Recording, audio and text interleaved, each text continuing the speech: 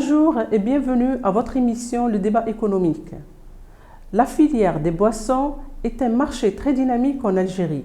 Cette filière a enregistré dernièrement une légère augmentation à cause des nouvelles taxes infligées à cette filière dans un contexte aussi morose dû à la pandémie du Covid-19.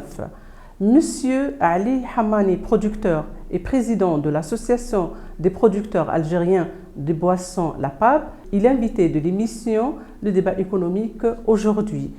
Bonjour Monsieur Hamani. Perfect. Bonjour et merci pour votre invitation.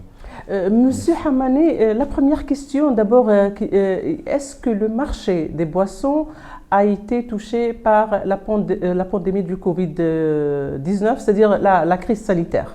Non, effectivement, d'abord, merci. C'est vrai qu'au niveau, depuis le début de la pandémie, donc la filière boisson a été largement touchée parce que vous savez très bien que tout ce qui est lieu de consommation sont fermés, les fêtes sont bloquées, les restaurants effectivement sont fermés. Donc si vous voulez, la consommation en matière de boissons a régressé par rapport à cette pandémie. Donc il est tout à fait normal qu'au niveau des entreprises, ils ont essayé de se réorganiser parce que dans ces lieux de consommation, ce sont les petits formats qui sont les plus utilisés, donc ils se sont confortés, ils sont allés vers les formats les plus usités dans le commerce. C'est vrai aussi qu'au niveau de pendant cette période, un certain nombre d'unités de production, rappelez-vous que pendant un certain temps, on était obligé de mettre 50% des effectifs en congé. Ça a duré quand même 2 à 3 mois et il y a eu un impact direct, si vous voulez, au niveau de la production et automatiquement au niveau de la consommation globale. Mais tant bien que mal, on essaye de récupérer aujourd'hui par une nouvelle dynamique commerciale, mais ça reste toujours en deçà par rapport à la moyenne à laquelle nous étions habitués. Parce que c'est une filière qui a connu une progression. Il faut dire aussi qu'aujourd'hui, au jour d'aujourd'hui, 98% de la consommation nationale provient de la production nationale, toutes boissons confondues. Et c'est ce qui est un petit peu qui nous conforte dans nos démarches et même vis-à-vis, si vous voulez, notre représentativité vis-à-vis des autorités et que nous intervenons, si vous voulez, en tant que tel, en tant qu'association, au jour d'aujourd'hui, beaucoup plus maintenant dans le domaine de la qualité, parce que notre souci majeur au jour d'aujourd'hui, si nous voulons rester, et c'est ce que nous disons à toute entreprise, si elle veut rester sur le marché, elle doit faire très attention à la qualité du produit qu'elle met sur le marché. De nouvelles taxes enregistrées surtout pour l'eau embouteillée, l'eau minérale, et ce qui a provoqué la colère des producteurs. Pourquoi, M. Hamani? Oui, parce que nous avons effectivement, dès que nous avons eu vent, nous avons pris connaissance d'abord du premier projet, de l'avant-projet de loi de finances. Nous avons attiré l'attention de monsieur le chef du gouvernement, de monsieur le ministre du Commerce, le ministre de l'Industrie, le ministre des Ressources en eau, en attirant son attention de cette augmentation qui n'est pas propice. Au jour d'aujourd'hui, notre souci majeur, c'est que nous devons mettre à la disposition du consommateur un produit d'abord de qualité, ça c'est la première des choses, mais aussi qui puisse effectivement pouvoir le consommer à un prix raisonnable. Nous sommes en pleine période de pandémie. Le pouvoir d'achat des Algériens, qu'on le veuille ou non, a baissé. Il y a un certain nombre de vérités, il faudrait qu'on se le dise. Aujourd'hui, est-ce que, effectivement, au moment où le consommateur algérien demande ce produit, et on augmente cette taxe? On avait dit que ce n'est pas le moment d'augmenter cette taxe, même si la demande elle a légèrement augmenté. ce n'est pas possible qu'il y ait des augmentations de ce type, parce que la taxe, elle a doublé. Elle était de 1 dinar, elle est montée à 2 dinars. Et mieux encore, dans ce cadre, dans cette taxe, il y a d'autres taxes qui viennent s'ajouter toujours dans l'eau. C'est les 4% pour l'activité, pour ce qu'on appelle pour l'économie d'eau, et les 4%, et les 4% pour la qualité. On a dit donc, si vous faites le calcul de cette taxe à elle seule, c'est 3 dinars 24 par bouteille de litre de 1,5 litre. Ça veut dire que le consommateur déjà en paie ces 3 dinars 24 avant de la produire. Et elle représente 17% du coût de revient. On a dit c'est énorme. Et ce n'est pas le moment d'augmenter les prix. Nous devons tenir compte du pouvoir d'achat du consommateur. Nous partons du principe que sans le consommateur, il n'y a pas de production, s'il n'y a pas de consommation. Et ce qui nous étonne un petit peu, on parle de redonner, de redynamiser l'économie, de relancer l'appareil économique. Mais on ne peut pas relancer l'appareil économique s'il n'y a pas de consommation. Donc il faut d'abord développer la consommation, mais vous devez la développer comment? En mettant des produits de qualité avec des prix que le consommateur puisse faire face. Donc, nous, malheureusement, nous sommes toujours, je vous le dis en toute honnêteté, nous sommes toujours en négociation avec les pouvoirs publics. Nous avons fait des propositions, même la dernière réunion que nous avons tenue avec monsieur le ministre du Commerce et en présence d'un certain nombre de producteurs, pour ne pas dire les gros producteurs.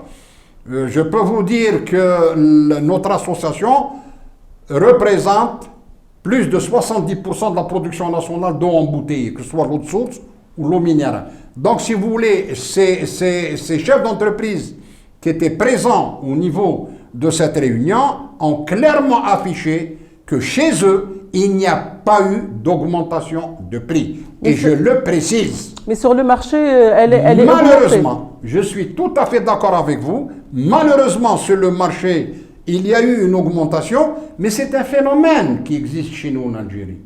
Ce n'est pas la première fois. À chaque fois qu'il y a une éventuelle, ou là un appel à une augmentation, ou là un projet de texte qui fait appel à une augmentation, on le trouve déjà sur le marché, les prix ont augmenté. Et quand on leur pose la question, que ce soit aux grossistes, que ce soit à l'épicier, pourquoi vous avez augmenté, ils disent que الدولة زادت, mais si Mohamed القانون مازال ما خرجش, كيفاش زادوا? C'est-à-dire le producteur n'a pas augmenté. N'a pas augmenté, je le dis, je le confirme, et je maintiens ce que je suis en train de dire. Et le marché, sur le marché, les producteurs, membres de la PAM, qui représentent 70% de la production nationale, n'ont pas augmenté le prix à ce jour. Donc le citoyen, le pauvre citoyen qui paye des pots cassés, enfin d'un manque d'une dérégulation. C'est une dérégulation, mais ce que je peux vous dire, monsieur le ministre du Commerce, il a donné ordre de contrôler et d'aller vérifier comment se fait-il que sur le marché, on trouve cette augmentation. Maintenant, nous attendons. Par contre, il faut dire un certain nombre de vérités. Elle est toujours l'augmentation. On est en train de voir effectivement le contrôle, donc il a donné instruction en notre présence. Donc il n'y a pas le contrôle, il n'y a pas de contrôle, parce qu'elle est toujours, monsieur Elle est toujours de rigueur, malheureusement, vous savez, on ne peut pas tout contrôler, mais elle est là, le truc. Mais le problème qui va se poser, c'est que nous avons formulé des propositions. On attend la prise en charge de ces propositions pour éviter ces augmentations et revenir pour réguler le marché une bonne fois pour toutes. Et quelles sont vos propositions Notre proposition, je ne vous cache pas, c'est de mettre en veilleuse cet article de loi, en attendant de voir les choses. Parce que nous sommes, je dis et je le redis, nous sommes en pleine pandémie. Le pouvoir d'achat du consommateur a diminué, surtout avec le... Est-ce que nous avons le droit... et en plus de ça, si vous permettez, comme je viens de dire, on parle de relance économique. Vous allez faire la relance avec quoi s'il n'y a pas la consommation? Il faut développer la consommation pour pouvoir relancer l'appareil économique. Sinon, comment on va faire? Comment on va faire? Le problème, il est là et on attend donc les décisions. J'espère que les autorités concernées prennent effectivement la décision adéquate pour éviter ce type d'augmentation et en même temps, parce que en dehors de ça, si on n'arrive pas à effectivement à réduire, là nous avons fait aussi notre proposition. On a dit au jour d'aujourd'hui, il y a eu d'abord la baisse du dinar. Bah, elle est là, c'est une réalité. Les intrants sont importés, donc il y a une augmentation des matières premières. Le prix de revient des matières premières ont évolué. Comment maintenant faire face à toutes ces augmentations par rapport aux consommateurs? Nous avons formulé une proposition concrète.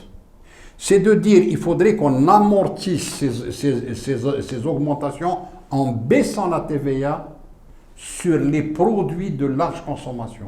C'est-à-dire que tous les produits de large consommation, nous devons baisser la TVA interne. Comme il se fait ailleurs. Comme ça se fait ailleurs, dans les pays qui se respectent, sur un certain nombre de trucs, où les produits de large consommation sont entre 4,5 et 5% maximum. Le produit de large consommation est à 19%. Mais parce qu'en Algérie, on a opté pour deux types de taux, soit 9%, soit 19%. Alors qu'ailleurs, vous avez du 4,5, du 8, du 11, du 18, du 21 et du 28. C'est en fonction du produit. Quand vous avez un produit de luxe, vous payez la TVA au tarif complet. Et un produit de large consommation, vous le payez en fonction de... Et c'est comme ça que vous pouvez développer la consommation, au moins faire face à toutes ces augmentations et permettre à tout citoyen de faire face au moins aux produits de première nécessité. C'est tout ce qu'on demande. Et surtout en période de crise aussi, parce que vraiment la situation est alarmante. La situation, effectivement, je suis tout à fait d'accord avec vous. La situation, on n'a qu'à voir le nombre d'entreprises qui ont fermé boutique, les activités économiques, il y a beaucoup d'activités commerciales qui sont fermées. Comment voulez-vous que tous ces travailleurs-là vont faire face aux besoins de première nécessité? Comment vont-ils faire? Et c'est là où on avait dit, effectivement, il faut que l'État fasse un effort dans ce domaine-là pour réduire, pour tous les produits de large consommation, la baisse de la TVA. Nous, c'est ce que nous avons proposé par écrit aux autorités concernées et nous espérons que les autres associations, effectivement, nous suivent dans cette démarche pour faire face et pour permettre la continuité de la consommation. Permettre aux gens de consommer, et c'est la seule et unique manière de faire face à ces différentes augmentations, à cette baisse du taux du dinar, et ainsi de suite. C'est notre proposition. Elle vaut ce qu'elle vaut. Elle mérite d'être débattue, et on verra. Concernant aussi, M. Hamani, la boisson alcoolisée, c'est-à-dire l'État, presque nous constatons que tout est fermé, tout est bloqué pour cette activité commerciale, mais en parallèle, il y a une consommation qui fait ravage clandestinement. Comment expliquer ce phénomène, s'il vous plaît, M. Hamani? Je ne vous cache pas, nous avons saisi à maintes reprises Monsieur le chef du gouvernement, Monsieur le ministre du Commerce, on a attiré leur attention sur ce phénomène-là. D'abord, quand il y a eu la deuxième décision qui avait été prise dans une des décisions, on avait parlé d'ouverture des points de vente de boissons. Pour nous, points de vente de boissons de détail, pour nous, ce sont les points de vente de boissons alcoolisées. Finalement, on nous a dit non. Parce que pour nous, il n'y a pas de point de vente de boissons non alcoolisées. Ce sont les épiceries qui vendent. Il n'y a pas de point de vente spécifique, si vous voulez, spécifique pour les boissons non alcoolisées. La seule activité qui a un point de vente spécifique, c'est la boisson non alcoolisée. Donc on avait demandé, pour nous, notre compréhension, elle était là. On avait demandé des explications du pourquoi. Malheureusement, jusqu'à ce jour, on n'a pas eu de réponse. On a vu effectivement un certain nombre de mouvements qui sont opérés dans certaines wilayas pour demander des explications et la réouverture, bien sûr, tout en respectant les règles d'hygiène et les règles sanitaires. Vous devez les appliquer, puisqu'on ne parle pas des lieux de consommation, on parle de points de vente. C'est-à-dire, d'abord, la consommation est interdite là-bas, le bonhomme, il l'achète et il part. Ils peuvent même mettre le comptoir devant. Et j'ai vu même personnellement des photos, ils m'ont montré quels sont les exemples. Et d'ailleurs, même certaines sociétés de production ont financé tout le système d'hygiène qu'ils doivent mettre à l'intérieur, en mettant les barrières, en mettant les espaces, en mettant le plexiglas. Tout a été préparé. Mais jusqu'à ce jour, l'activité est fermée. Alors que de l'autre côté, on voit, vous n'avez qu'à voir au niveau de la presse le nombre de camions qu'ils arrêtent, le nombre d'endroits, on ne comprend plus. Est-ce que c'est de l'importation ou bien c'est la production locale? Il y a de tout là-dedans. Il y a de la production locale, il y a l'importation, des produits d'importation, ainsi de suite. Mais malheureusement, et d'ailleurs, les produits, nous on s'est renseigné, les produits effectivement, sans le consommateur le paye 2-3 fois le prix normal. Oui, apparemment, oui. Ça, on n'arrive pas à comprendre. Et puis cette activité, quand même, c'est 20 000 emplois. Et si il y a une fermeture définitive, ils n'ont qu'à le dire. Si effectivement dire que l'activité de boissons alcoolisées doit être bloquée en Algérie, il faut le dire. Mais qu'on ne peut pas laisser des unités de production où il y a des centaines et des centaines de familles qui vivent à partir de ces unités de production. Vous avez des activités annexes. Alors, l'État aussi, avec une recette l'État, la recette de 2000, on n'a pas encore celle de 2020.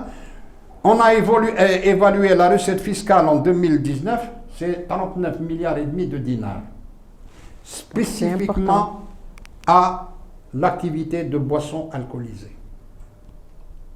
Malheureusement, donc, on ne sait pas exactement le pourquoi de ce silence, le pourquoi d'avoir laissé un pan. C'est une activité comme une autre.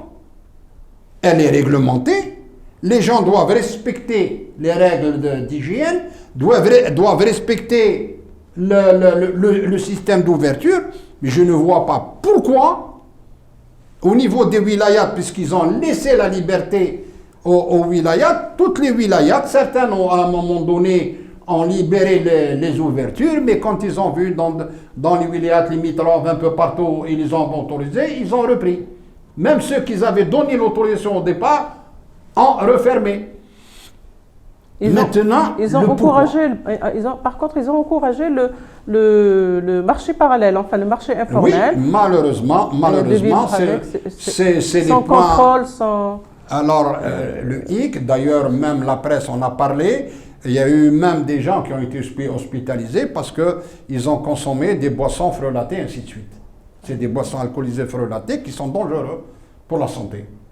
Parce qu'il n'y a pas... Quand vous achetez dans un magasin bien précis, il a la responsabilité de la qualité. Il doit vous vendre un produit de qualité. Il a le délai donc, de consommation, ils doivent le respecter. Passer ce délai, il a cette responsabilité, on peut l'attaquer en justice. Mais quand vous achetez chez un clandestin, qui est responsable? Personne. C'est celui qui paie, c'est le consommateur qui paie de sa santé. C'est ça le problème. Et on n'arrive pas à comprendre le pourquoi de la chose. Maintenant, on continue effectivement à fermer les yeux. On est en train de voir ce qui est en train de se passer sur le marché. On refuse effectivement de dire on ferme ou on ne ferme pas. Non, moi, j'interpelle monsieur le chef du gouvernement. Il faut qu'il prenne une décision. Une bonne fois pour toutes. Est-ce qu'elle rouvre ou on ferme les usines? Il faut qu'il le dise. Il faut qu'on prenne une décision définitive en ce qui concerne cette activité. C'est une activité comme une autre, c'est une activité réglementée que les gens doivent respecter dans les règles de l'art, mais il faudrait qu'on soit clair net et précis en ce qui concerne cette activité. Ni plus ni moins. Et pour la boisson non alcoolisée, et notamment pour l'eau minérale, Monsieur Hamani, est-ce qu'on le prend pour un produit de luxe ou bien de large consommation? Malheureusement, c'est notre souci majeur. Nous avons dit que l'eau embouteillée, que ce soit l'eau minérale ou l'eau de source, on avait dit que c'est un produit de large consommation, c'est un produit de première nécessité. Ce n'est pas un produit Surtout de avec luxe. le problème de l'eau de robinet. Le robinet, il y a dans certaines régions actuellement... beaucoup de problèmes, beaucoup d'impuretés. Les bibans.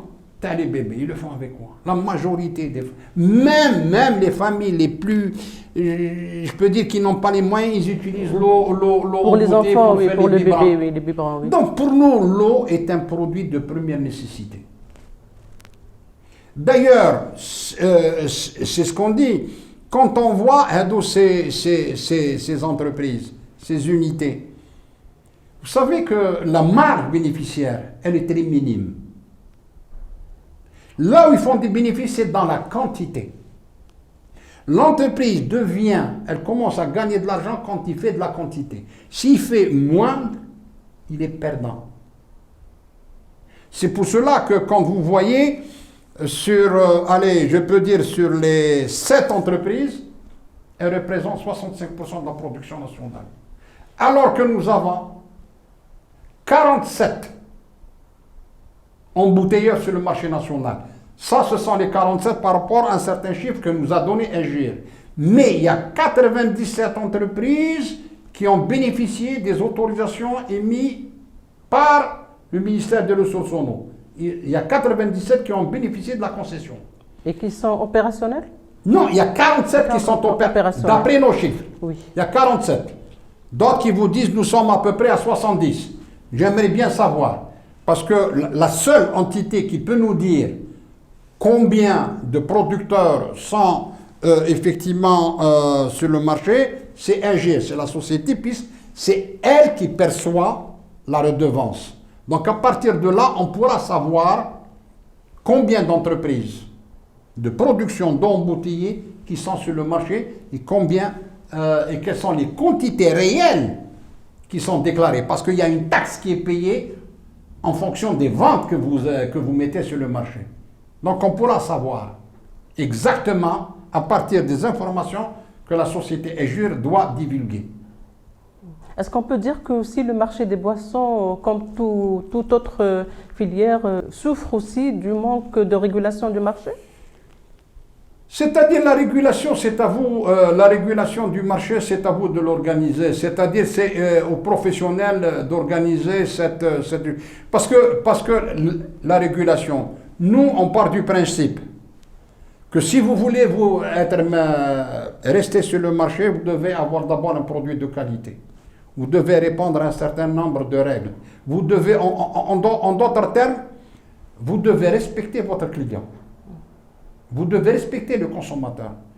Vous êtes dans l'obligation de lui donner un produit de qualité. Si vous voulez restez sur le marché. Maintenant, si vous voulez ne pas rester sur le marché, c'est très simple. Parce que celui qui va prendre la décision de vous sanctionner, c'est le consommateur. C'est lui qui décidera de votre maintien sur le marché ou de votre disparition. Donc vous avez intérêt à lui offrir un produit de qualité et à un prix raisonnable. Mais quand on voit d'autres fabricants, des petits fabricants qui font aussi la boisson non alcoolisée, des jus, des sodas et autres, surtout les jus, et qui envahissent le marché avec des prix très abordables. Vous avez soulevé un problème effectivement de taille, c'est celui de la réglementation. Au jour d'aujourd'hui, je ne vous cache pas que nous sommes dans l'attente depuis fort longtemps. Nous avons, avec le ministère de l'Industrie et en relation avec des organismes internationaux, nous avons élaboré le règlement technique des jus, des nectars, des boissons au jus de fruits. Parce que beaucoup de gens, à un moment donné, vous disent, par exemple, même au niveau de la presse, on vous dit, on a le sucre, les jus. Oui, il y a un taux très élevé, c'est vrai. Mais quand on dit jus, Dès que vous dénommez un produit jus, il n'y a pas de sucre ajouté. La réglementation vous interdit d'ajouter 1 gramme de sucre. Cache. C'est un jus naturel. Le sucre qu'il y a dans ce jus, c'est le sucre du fruit. Il n'y a pas de sucre ajouté. Au niveau du nectar, il y a un taux de sucre là-dedans, mais on le définit, la différence entre le nectar et le jus, c'est sa composition en matière de jus de fruits. La quantité de jus de fruits qu'il y a à l'intérieur. Minimum dans un nectar, c'est 50% de jus. En bas, vous avez la boisson à base de jus. Avec la boisson à base de jus, minimum c'est 12% de jus de fruits. Si c'est en deçà, ça devient une boisson aromatisée. Donc tout cela, nous l'avons redéfini avec des règles claires et nous avons ajouté même le taux de sucre dans ces jus, dans le cadre d'un règlement technique qui a été soumis, qui a été négocié, discuté, que ce soit avec le ministère de la Santé, le ministère de l'Agriculture, le ministère du Commerce et le ministère de l'Industrie. Mais nous attendons toujours sa promulgation. Ah, jusqu'à maintenant, il n'est pas Jusqu'à encore maintenant, promulgué. il n'est pas encore promulgué. On attend toujours parce que ça va permettre d'abord au consommateur de savoir qu'est-ce qu'il est en train d'acheter, puisque c'est réglementé. Et en même temps de mettre de l'ordre. Les gens qui utilisent et jus, alors que ce n'est pas un jus. C'est une boisson à base de fruits. Quand il boisson à base de jus, alors que c'est une boisson aromatisée. Donc c'est de mettre de l'ordre. Notre objectif, nous en tant qu'association, c'est ça. C'est de réguler d'abord le marché et de réguler d'abord le produit. Comment réglementer les produits et mettre en confiance le consommateur face aux produits qu'il achète. C'est redonner confiance au consommateur sur les produits qu'il achète sur le marché. Et en même temps, quand vous réglementez ces produits-là, même à l'importation, quand vous importez, s'il ne répond pas aux normes algériennes, il ne peut pas rentrer. Notre objectif est là. Même si aujourd'hui, comme je viens de dire, 98% de la consommation nationale provient de la production nationale. Mais on veut aller plus, puisque nous sommes aussi dans l'export. Mais il faut qu'on mette des produits de qualité. On ne peut pas se permettre de parler et de développer une filière si vous ne mettez pas des produits de qualité et de mettre en confiance le consommateur. Il faudrait que le consommateur algérien, quand il achète un produit algérien, il faut qu'il soit confiant. D'ailleurs, il y a pas mal de consommateurs. Ah, il veulent qu'il y ait parce que jet makharj, elle est de meilleure qualité. Alors que c'est faux.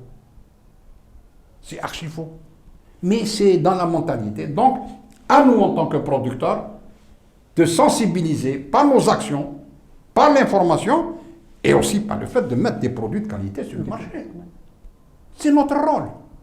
Et en tant qu'association, nous avons aussi le rôle de sensibiliser tous les producteurs pour leur dire, si Mohamed, mettez des produits de qualité sur le marché, sinon vous allez disparaître. Vous allez disparaître. Est-ce que c'est pareil pour l'eau minérale? Pour l'eau minérale, il y a une réglementation qui est claire. C'est le seul produit qui est réglementé. Pour l'eau minérale et l'eau de source. C'est réglementé, il n'y a aucun problème et c'est contrôlé. C'est contrôlé. C'est contrôlé et comme je vous ai dit, donc le problème, il est réglé en ce qui concerne l'eau. Et je peux vous dire aussi, puisqu'on a... Notre objectif en tant qu'association, c'est de réglementer tous les produits qui sont dans notre filière. On a commencé par les jus. On vient d'envoyer la réglementation pour tout ce qui est ce qu'on appelle les BRSA, les boissons rafraîchissantes sans alcool. Ça veut dire tout ce qui est boissons gazeuses, tout ce qui est sirop, tout ce qui est les boissons aromatisées. Et voilà. Donc, aussi, il faut les réglementer. Et on a profité de cette réglementation pour mettre le maximum, quel est le taux maximal de sucre. Parce que ça fait longtemps, on a parlé du taux de sucre dans les boissons. Oui. On avait dit qu'il fallait qu'il y ait une réglementation pour mettre de l'ordre, pour pousser tous les producteurs effectivement à respecter. On a commencé à en parler de ça depuis 2016. Il n'y a pas eu de réglementation. Et on a profité donc, dans le cadre du règlement technique de mettre les taux dans les boissons. Qu'est-ce qu'il faut comme taux, comme on l'a fait pour les jus. Comme j'ai dit tout à l'heure, pour ce qui est jus, il n'y a pas de sucre. On l'a écrit noir sur blanc pour faire comprendre aux gens. Parce qu'il y a certains producteurs qui ne savent pas. Et le nectar ou les autres boissons, le taux de sucre maximum que vous devez utiliser dans votre boisson. Et ça va mettre, si vous voulez, en confiance les consommateurs intervenants. Voilà, si vous voulez. Donc, et on a aussi, comme nous avons les produits laitiers qui sont chez nous, on a aussi proposé un règlement technique sur les fromages. Parce qu'aujourd'hui, on a des produits, on appelle fromage. Et qui n'ont rien à voir avec le fromage. Qui n'ont rien à voir avec le fromage. C'est une préparation fromagère. Donc la définition est tout autre. C'est-à-dire que le fait de mettre des règlements techniques, c'est d'élever un petit peu le niveau de la qualité et d'être aussi en conformité avec les produits qui sont sur le marché international, qui nous permettent aussi d'exporter. Il faut qu'on soit au niveau, les niveaux de qualité doivent être supérieurs. Et on doit être au niveau. Mais parce qu'à un moment donné, je vous le dis en toute honnêteté, il veut que le produit est cher. Jusqu'à quand on va encore écouter ça? Oui, quand on voit que ça. C'est à nous. Oui. C'est à nous, en tant que producteurs, de réagir. De lui dire, le produit que tu achètes, il est de meilleure qualité par rapport à celui que tu es en train d'importer. Mais un autre produit de mauvaise qualité qui fait partie de votre filière aussi. Il y en a. Donc, il y en a. Là, c'est la bataille, effectivement, du contrôle. Quand vous avez un règlement technique, il est là. Quel règlement? Quelles sont les normes? Tout le monde est dans l'obligation de l'appliquer. Donc, il y a un problème aussi de contrôle, en quelque sorte. Là, les contrôleurs vont rentrer en jeu. Mais si vous n'avez pas effectivement ce règlement, le contrôleur, il va contrôler quoi? Sur quelle base? Sur quelle base il va sanctionner X ou Y? Sur quelle base? Il n'a pas de règlement. Donc il lui faut quelque chose de légal pour pouvoir intervenir. C'est ça, effectivement, qui nous permet de dire, mettons de l'ordre. À partir de là, les sanctions arrivent. Les meilleurs vont être maintenus sur le marché. Ceux qui veulent traficoter vont disparaître. Ils vont mourir de belle mort, de leur belle mort. Monsieur Haman, ça fait quand même un certain temps, il y avait un projet d'intégrer l'informel dans le formel. Oui, effectivement, nous avons travaillé à un moment donné avec le ministère du Commerce pour intégrer le formel, l'informel dans le circuit formel. Il y a eu un travail qui a été fait en relation avec le ministère du Commerce. Depuis 2019, on avait commencé, si je ne me trompe pas, vers février 2019, et ça a travaillé jusqu'en septembre 2019 avec les gens concernés, avec les grossistes, avec les représentants d'un certain nombre de grossistes dans tous secteurs confondus, dans des grossistes informels ou bien dans le formel. Ils travaillent aussi dans l'informel. C'est-à-dire que leur activité principale est dans l'informel, même s'ils travaillent dans le formel. Et ça a été accepté par les autorités, les discussions qui ont eu lieu, un travail avec le ministère du Commerce. On a travaillé même avec qui a assisté le ministère des Finances, les services des impôts. Il y a eu un travail qui a été fait, mais malheureusement, ce travail a été arrêté. Depuis la dernière réunion date du 22 septembre 2019, avec la pandémie et puis avec le changement de gouvernement. Le changement du gouvernement. Mais nous, on n'a pas baissé les bras. Nous avons repris attache avec je ne vous cache pas, avec le président de la commission économique de notre Assemblée nationale, donc avec l'APN. On a fait un travail, on a fait plusieurs réunions sur effectivement ça. Il y a une réunion qui est prévue en présence de la directrice générale des impôts pour effectivement faire avancer ce dossier. Parce que pour nous, intégrer ce marché, parce que d'abord, il faut qu'on organise. Là, c'est ce qu'on avait proposé, c'est organiser. Il y a tout un dossier qui a été fait avec ces gens-là, et c'est une des propositions qui est venue. C'est-à-dire ces gens-là qui veulent effectivement venir travailler dans le formel, mais avec un système qui existe. C'est une proposition, c'est la mise en place d'une patente, c'est une procédure d'impôt qui existe même dans les pays scandinaves. Ça existe.